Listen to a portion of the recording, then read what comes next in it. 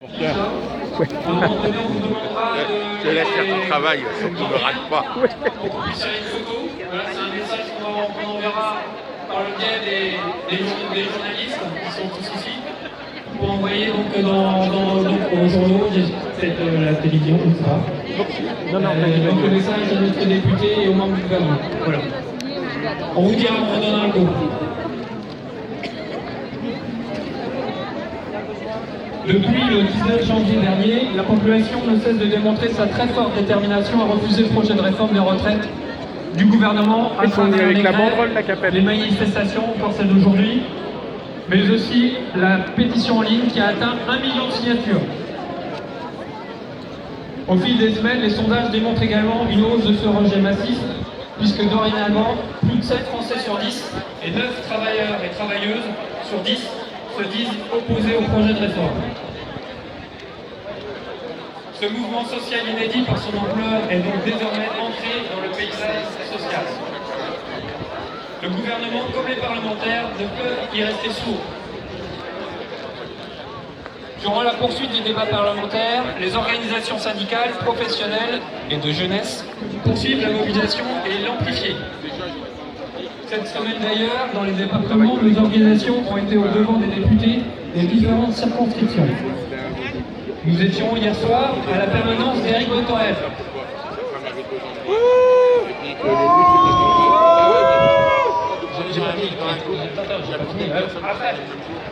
Donc le député était sur les bancs de l'Assemblée pour entendre personne pour nous recevoir et entendre nos arguments, pour demander aux députés de ne pas voter cette loi injuste et injustifiée.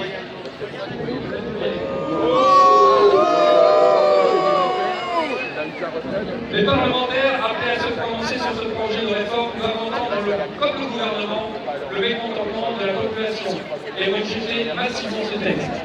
Il en va de leur responsabilité.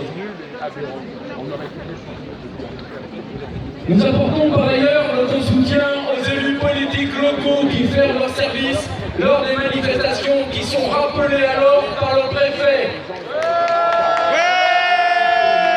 C'est pourquoi nous incitons l'ensemble des employeurs privés comme publics à permettre à leurs salariés et agents de rejoindre les manifestations sans perte de pouvoir d'achat. C'est dans ce cadre que l'ensemble des secrétaires généraux et présidents de nos organisations nationales ont également écrit à chaque parlementaire de l'arc républicain pour réaffirmer notre opposition et celle de la population.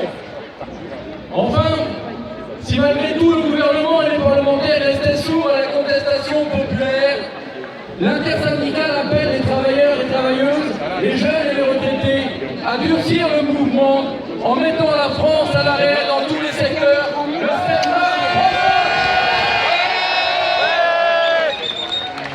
le y compris bien sûr dans le Trégor. Pour cela, l'intersyndicale tiendra une assemblée générale avec l'ensemble des élus représentants du personnel de toutes les entreprises et services du territoire. Cette assemblée générale définira les modalités d'action et de blocage à partir du 7 mars. L'intersyndicale se saisira du 8 mars, journée internationale de lutte pour le droit des femmes, pour mettre en évidence l'injustice sociale majeure de cette réforme envers les femmes. Nous pensons qu'il est plus nécessaire de vous démontrer l'injustice et l'inefficacité de ce projet de loi.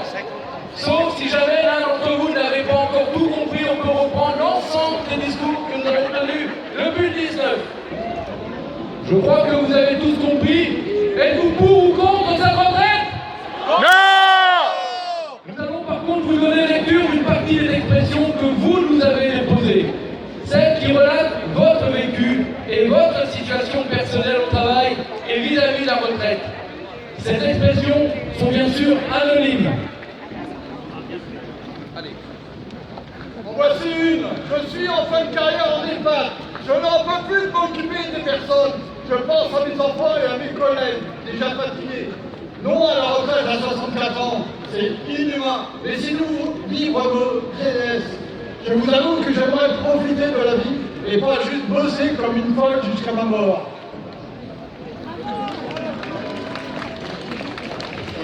J'ai 72 ans. J'ai travaillé en tant que femme de ménage dans un grand lycée jusqu'à 60 ans et 6 mois. Et les 4 dernières années ont été très compliquées. Alors je suis absolument contre les 2 ans supplémentaires et je pense aux jeunes. ATSEM dans les écoles, retraite à 64 ans, c'est non. Je viens de prendre ma retraite à 67 ans. Travail dans le soin, arthrose majeure, hernie discale. Impossible de porter mes petits-enfants. Merci.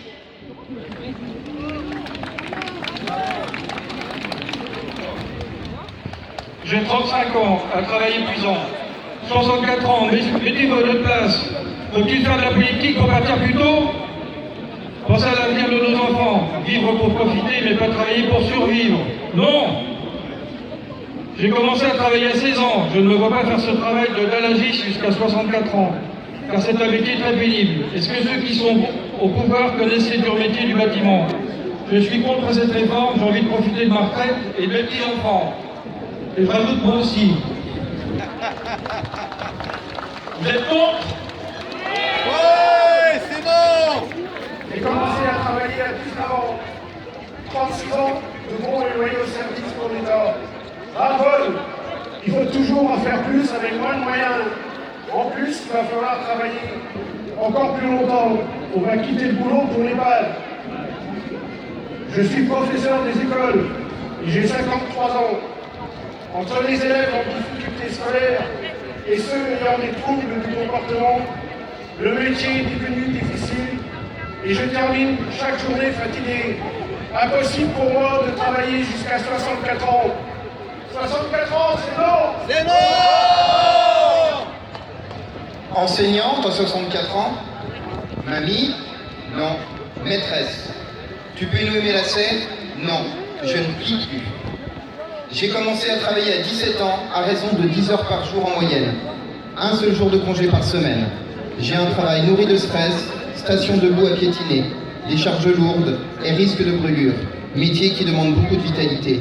Mais à 64 ans, je suis aide à domicile. Cette réforme est injuste.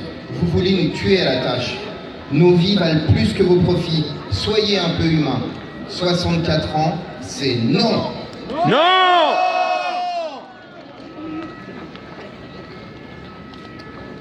Témoignage d'une femme salariée depuis 35 ans, maman de jeunes de 23, 27 et 36 ans qui galèrent à trouver décemment du travail. Dans ma grande entreprise, les départs à la retraite ne sont pas remplacés. Les jeunes sont recrutés en CDD, prestataires. Et vous nous parlez de déficit? Les trimestres avant 20 ans, oui, si payés assez.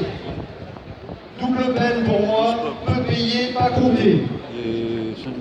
Fonction publique à 20 ans, les enfants à 59 ans. J'ai mon compte de trimestre, mais je dois continuer jusqu'à 64 ans sans surcote. Super! Ouais, bah on va voir, ouais. Je vais essayer de récupérer. Ouais. Ma mère est morte à 63 ans. Mon père, à peine arrivé à 60 ans, a lutté contre le cancer. Comment puis-je accepter une retraite retardée à 64 ans pour les salariés? Comment faire face à 32 adolescents de 14 ans quand on a 64 ans? Venez un jour à ma place. J'ai signé à 20 ans à l'Éducation nationale. Retraite à 55 ans pour les instits. Et à ce jour, 64 ans, j'ai repris 9 ans. Merci, mais non! Et non. Travaillant en tant qu'employé à domicile, il me semble impossible d'assurer mon emploi jusqu'à 64 ans, avec en plus une décote liée à une carrière hachée en tant que femme. De plus, j'assure aussi les frais d'études de ma fille. Le repas à 1 € aurait aussi aidé. Trop usée pour continuer, j'ai 62 ans et suis arrivée quand même à la retraite, malgré beaucoup de problèmes de santé. Non au report de la retraite qui reportera le poids sur le budget de la santé. C'est non. C'est non. Impossible pour moi d'imaginer travailler comme actuellement jusqu'à 64 ans. Impossible d'imaginer voter pour un député aura voté cette réforme. Quand les politiques viendront faire du marteau-piqueur toute la journée, on verra s'ils seront toujours d'accord pour allonger leur temps de travail de plusieurs années. entrée institutrice à l'éducation nationale avec une retraite à 55 ans, maintenant départ des professeurs des écoles à 64 ans, plus 9 ans et après.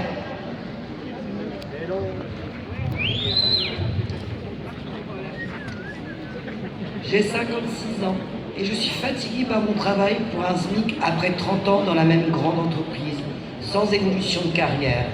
Déjà hâte de voir le bout, patienter encore? Non, non, non. J'avais un boulot dangereux en entreprise de sous-traitance. Je ne pouvais pas être à plein temps, longtemps.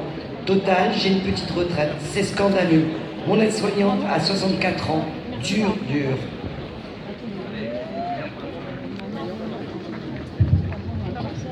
Les employés communaux à temps partiel qui nettoient vos locaux ne pourront pas être en bonne santé à 64 ans. C'est par l'argent qui manque. 62 ans et 6 mois et un burn-out à quelques semaines de ma retraite? Non, décidément 64 ans. Non à la réforme. J'ai 19 ans. C'est bon qu'il le dit. Cette réforme m'inquiète. Crise climatique, économique, sociale. Ne votez pas ce texte. Rejoignez-nous. Êtes-vous pour ou contre la retraite à 64 ans? C'est bon! Levez vos petites pancartes pour que tout le monde le sache. Non à la retraite à 64 ans. Non à la retraite à 64 ans. Non,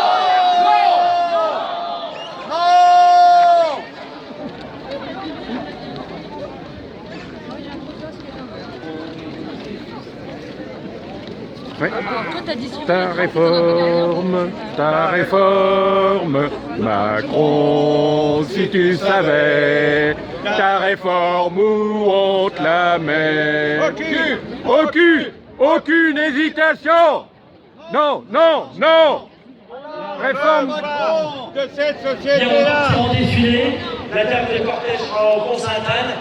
On va installer la banderole de tête avec l'intersyndicale. Donc on vous invite ensuite à nous suivre. On fera le tour des ponts, on n'ira pas jusqu'à la gare. On reprendra le Pont-Sainte-Anne pour revenir ici après, sur la fin du cortège. Voilà, tout de suite.